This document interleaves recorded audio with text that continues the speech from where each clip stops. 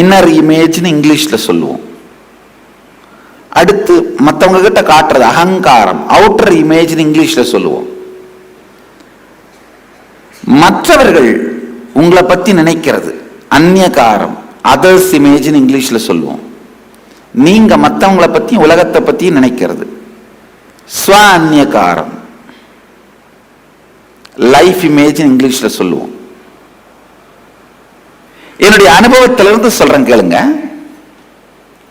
நான் என்னை பத்தி என்ன நினைக்கிறேன், திரும்பி ஒரு தரம் பார்த்தேன்னா, சில நேரத்தில் திரும்பி பார்த்தேன், உண்மையில ஆழமா நான் என்னை பத்தி என்ன ஃபீல் பண்றேன் அப்படின்னு திரும்பி பார்த்தா ஒரு பெரிய வெட்ட வெளி, பரவெளி, சுத்த பெருவெளி. அதுதான் நான் என்னை பத்தி வச்சிருக்கிற கருத்து, அனுபவம்.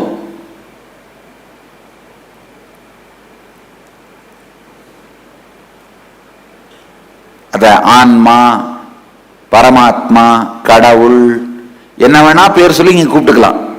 ஆனா எனக்குள்ள நான் உணர்றது பரந்த வெட்டவெளி, பெருவெளி, சுத்த பெருவெளின்னு வடலூர் வள்ளலார் சொல்வார். அந்த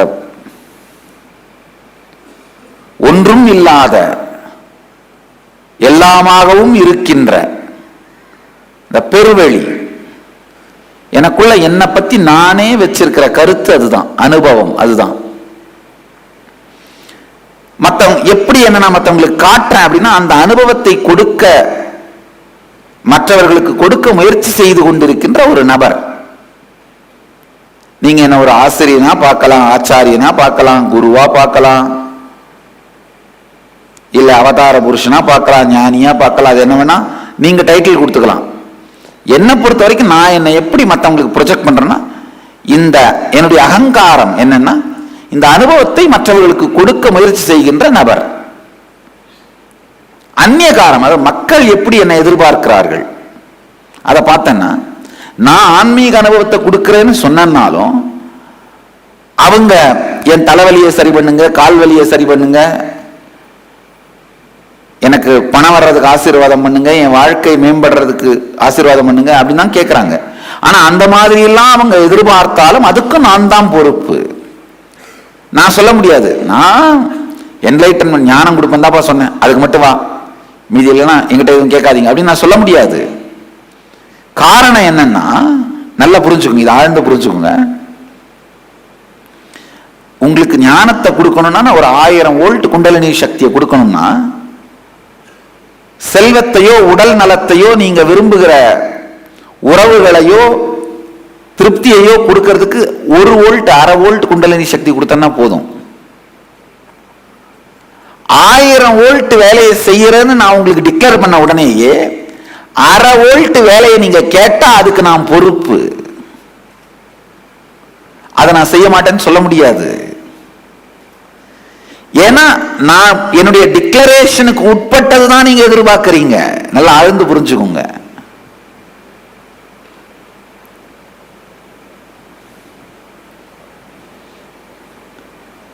இதுவே நீங்க நான் அரசியல்ல சீஃப் மினிஸ்டர் ஆகணும், பிரைம் மினிஸ்டர் ஆகணும் அப்படின்னு எதிர்பார்த்தீங்கன்னா அதுக்கு நான் பொறுப்பு இல்லை. ஏன்னா அது என்னுடைய டிக்ளரேஷனுக்குள்ள இல்லை. நான் என்ன எதுவா காட்டுறனோ அதுக்கு உட்பட்டு அது இல்லை. நீங்க அதை எதிர்பார்த்தீங்கன்னா அதுக்கு நான் பொறுப்பு இல்லை. இதை ஏன் சொல்றேன்னா, உங்க வாழ்க்கையிலையும் இதே லாஜிக் வச்சு யோசிங்க. இப்ப யாராவது ஒரு ஆணுக்கு நான் மனைவின்னு நீங்க சொல்லிட்டீங்கன்னா, ஒரு பெண்ணுக்கு நான் கணவன் சொல்லிட்டீங்கன்னா, ஒரு கணவன் இருந்து மனைவி கிட்ட இருந்து அவங்க என்னென்னலாம் எதிர்பார்ப்பாங்களோ அது எல்லாத்துக்கும் நீங்க பொறுப்பாயிடுறீங்க. ஆனா நீங்க டிக்ளேர் பண்ணாத விஷயங்களுக்கு நீங்க பொறுப்பு இல்லை. ரோட்ல போற ஒருத்தர் உங்ககிட்ட இருந்து எதையா எதிர்பார்த்தா அதுக்கு நீங்க பொறுப்பு இல்லை. ஆனா எங்கெங்கெல்லாம் நீங்க டிக்ளேர் பண்ணிருக்கீங்களோ உங்களுடைய அவுட்டர் இமேஜ் அகங்காரமா, அது சார்ந்த எல்லாவற்றுக்கும் நீங்க தான் பொறுப்பு. இப்ப என்கிட்ட ஒரு வழி சரியாகணும், இல்ல வாழ்க்கையில வளம் வரணும், வேலை கிடைக்கணும், கல்யாணம் ஆகணும், குழந்தை பெறணும், இந்த மாதிரி எதாவது வர வேண்டி வந்தீங்கன்னா அதுக்கெல்லாம் நான் பொறுப்பு இல்லை நான் சொல்ல முடியாது. ஒண்ணு அதை வரமா கொடுக்கணும் சக்தியா, நீங்க வாங்கிக்கிறதுக்கு தகுதி இல்லாம இருந்தா உங்களுக்கு அந்த தகுதியை உருவாக்கி அதை நீங்க வாங்குற வரைக்கும் நான் தான் பொறுப்பு. நல்லா புரிஞ்சுக்கோங்க. அது உங்களுக்கு போய் சேர்ந்து முடிக்கின்ற வரை நான் தான் பொறுப்பு. ஏன்னா இது என்ன, என்னுடைய டிக்ளரேஷனுக்கு உள்ள இருக்கு. எத்தனை பேருக்கு நான் சொல்றது புரியுது? என்னுடைய டிக்ளரேஷன் என்னன்னா, என்னுடைய அகங்காரம், நான் எப்படி என்ன காட்டிக்கிறனோ அதுக்கு உட்பட்ட எல்லாமே, அதுக்கு உட்பட்டு உங்களுடைய எல்லா எதிர்பார்ப்புக்கும் நாம் பொறுப்பு. அதுக்கு உட்படாத எதுக்கும் நாம் பொறுப்பு இல்லை. அதுக்கு உட்படாத எதற்கும் நாம் பொறுப்பு இல்லை.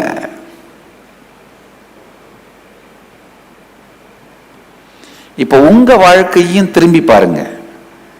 எதுக்கு நீங்க பொறுப்பு, எதுக்கு நீங்க பொறுப்பு இல்லை, நீங்க தெளிவாயிட்டாலே உங்க வாழ்க்கையில 98% துக்கம் கரைஞ்சு போயிடும்.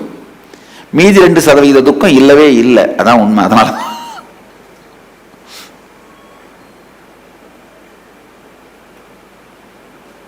நான் உலகத்தை எப்படி பார்க்கிறேன், ஸ்வ அந்நியகாரம். என்னுடைய ஸ்வ அந்நியகாரம் எப்படின்னா, எனக்குள் இருக்கின்ற அந்த பரவெளியை உணர்ந்து அனுபவித்து என்னோடு ஆனந்தமா இருக்கிறதுக்காகத்தான் இந்த உலகமே இருக்கு. சில பேர் இன்னும் அடையல, சில பேர் அடைய முயற்சி பண்றாங்க, சில பேர் அடைஞ்சிட்டாங்க. ஆனா எல்லாருமே இதை அடைஞ்சு ஆனந்தமா என்னோட இருக்கிறதுக்கு தான் இருக்காங்க. அதுதான் நான் உலகத்தை பத்தி வச்சிருக்கிற கருத்து. என்னுடைய அனுபவத்தை ஏன் சொன்னேன்னா, இப்ப நீங்க உங்க வாழ்க்கையை திரும்பி பாருங்க. உங்களை பத்தி நீங்க வச்சிருக்கிற கருத்து என்ன, மற்றவங்களுக்கு நீங்க எப்படி உங்களை காட்டுறீங்க, மற்றவங்களுடைய எதிர்பார்ப்பு என்ன, நீங்க எப்படி உலகத்தை பார்க்கறீங்க. மமகாரம், அகங்காரம், அந்நியகாரம், ஸ்வ அந்நியகாரம். Inner image, outer image, others image, life image. இந்த நான்கையும் சில நிமிடங்கள் உட்கார்ந்து உங்களுக்குள்ள இருக்கிறதை ஆராய்ந்து எழுதுங்கள்.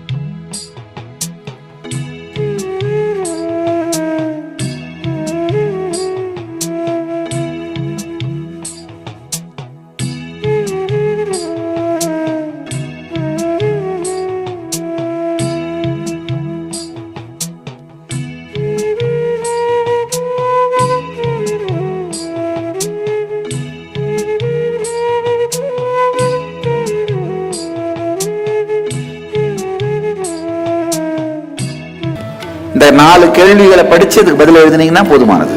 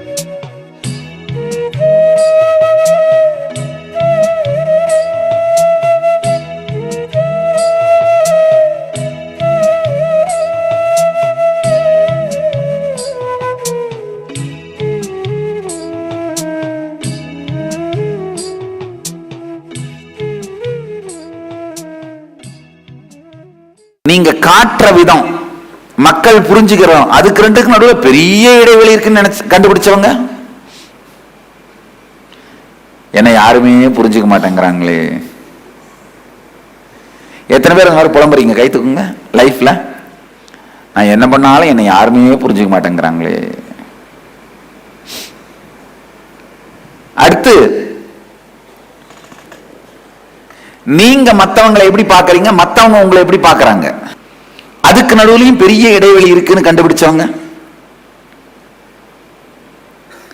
உண்மையில பாத்தீங்கன்னா நல்லா ஆழ்ந்து கேளுங்க, நம்ம இனாத்தென்டிசிட்டி, நம்ம மமகாரத்துக்கும் அகங்காரத்துக்கும் இடைவெளி வர்றதுனாலதான், இந்த இனாத்தென்டிசிட்டினால்தான் எல்லாமே என்னாச்சு, துக்கமாச்சு, எல்லாமே பெரும் பிரச்சனையாச்சு வாழ்க்கையில. இப்ப உண்மையிலேயே